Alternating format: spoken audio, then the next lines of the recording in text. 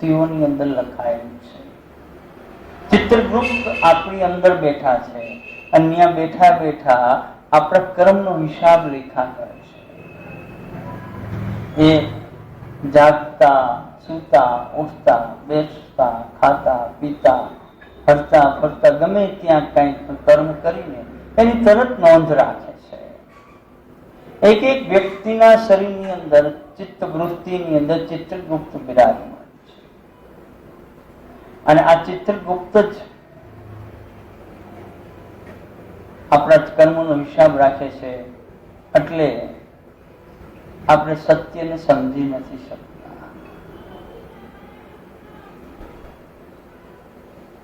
ખૂબ જ આપણે ભટકીએ છીએ સુખ મેળવવા માટે, અને એના કારણે ચિત્રગુપ્તના ધ્યાનમાં આપણે આવી જાય છીએ. અને ચિત્રગુપ્ત આપણી ભૂલોને પકડી પાડે છે, આપણા દુષ્ટ કર્મોને પકડી પાડે છે. અને એના કારણે આ જીવન રથની યાત્રા આપણને મુશ્કેલીમાં મૂકે છે. અનેક ખાડાઓ, અનેક ટેકરાઓ પાર કરવા પડે છે. અને શ્વાસરૂપી ઘોડા છે ને, એ હારેલા અને થાકેલા થઈ જાય છે. કારણ કે શ્વાસરૂપી ઘોડાઓને આપણે ચારો ટાઈમસર દેતા નથી. પ્રાણાયામ કરો ને, એ શ્વાસરૂપી ઘોડાનો ચારો છે. અને શ્વાસરૂપી ઘોડાની લગામ આપણા હાથમાં હોવી જોઈએ, તો એને દિશા પ્રમાણે દોડાવી શકાય.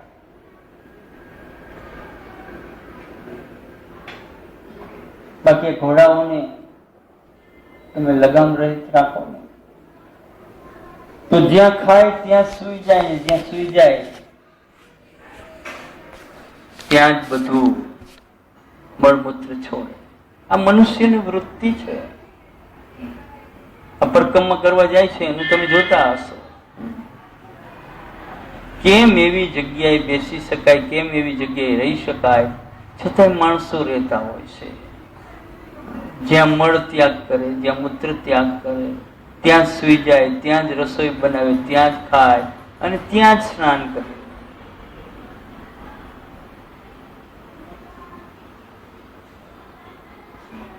માણસને જીવન જીવતા જ નથી આવડતું.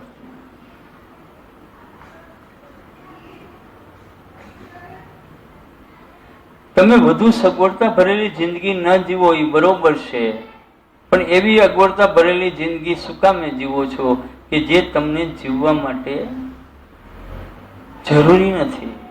તમે એનાથી સારી જિંદગી જીવી શકો એવી વ્યવસ્થાઓ તમારા માટે છે, પરંતુ આપણે એ દિશામાં વિચાર નથી કરતા. અને બીજા જાય છે તો આપણે જાય છે. આપણે બીજાનું અનુકરણ જાજુ કરી છે. આપણને એમ થાય કે કંઈક મેળવી લઈએ છીએ ત્યાં જઈને. કોણ કેટલું મેળવે છે કેને ખબર છે. તો આ સાધુ સંતો શું કામે જંગલમાં બેઠા રહીએ છે? શું કામે આશ્રમો બાંધીને આશ્રમોમાં પૈડા રહીએ છે? શું ત્યાં એના જીવનનો વિકાસ નથી થતો? તો તમે સંસારની અંદર છો, સંસારની અંદર શું તમારો જીવનનો વિકાસ ન થાય? થાય, પરંતુ જીવનની યાત્રા આપણે કરવી પડે. આપણા અટકેલા કાર્યોને આપણે મારીને હટાવવાના છે. આપણે આપણી જીવનની દિશા નક્કી કરવાની છે. અને એટલે જ યમ નિયમ બહુ મહત્વના છે. પછી આસનો, પછી પ્રાણાયામો અને પછી પ્રત્યાહાર. ઇન્દ્રિયોનું દમન, આ ચિત્ત વૃત્તિનો નિરોધ છે ને એ ઇન્દ્રિય દમનનું એક પાસું છે.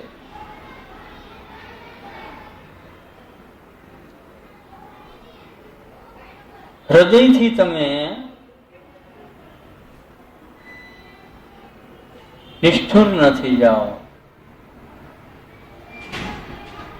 અને હૃદયથી તમે પોચા રૂ જેવા પણ ન રહ્યો.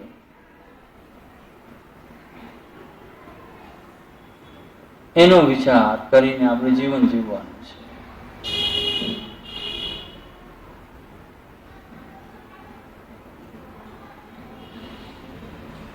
તો હૃદયને ચિત્ત વૃત્તિના નિરોધની અંદર કામે લગાડવાનું છે. અને આજ પરમાત્માએ તમારા હૃદય કમળને પૂર્ણ ખીલવા માટેનો સમય આપી દીધો. અને અત્યારે તમારા બધાના હૃદય કમળો એકદમ ખીલી ગયા છે, એકદમ ચારે બાજુથી પ્રકાશિત થઈ રહ્યા છે.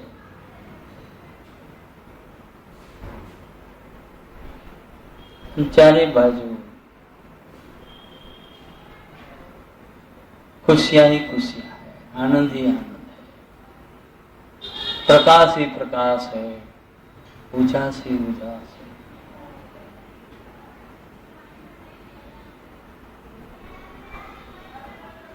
ओम गुरु ब्रह्मा गुरु विष्णु गुरुदेवो महेश्वरा गुरु साक्षात् परब्रह्मन् तस्मै श्री गुरुवे नमः.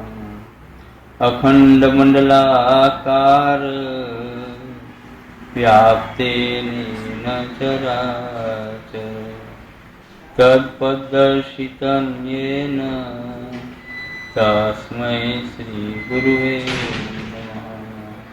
तस्मै श्री गुरुवे नमः. तस्मै श्री गुरुवे नमः. ભાઈ તમારે જોવું રાત્રે છે ને તમને એસિડિટી લગભગ 2 વાગ્યા પછી ઉપરે સામાન્ય.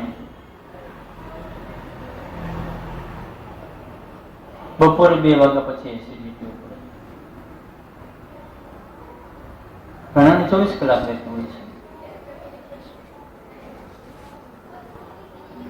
પેટમાં જલન સવારના 10 થી 2 વાગ્યા સુધી થતી હોય છે. પિત્તનો વધારો અને સવારે અને રાત્રે કફ નીકળતો હોય છે.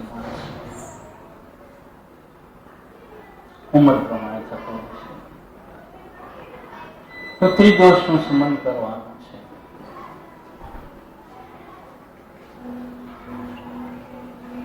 જીવનને દોષ રહિત બનાવવાનું છે, રોગ રહિત બનાવવાનું છે. અને એના માટે ધ્યાન બહુ મહત્વનું છે. ધ્યાન કરો તો નિજ આત્મા સાથે પોતાનો સાક્ષાત્કાર થવાનો છે.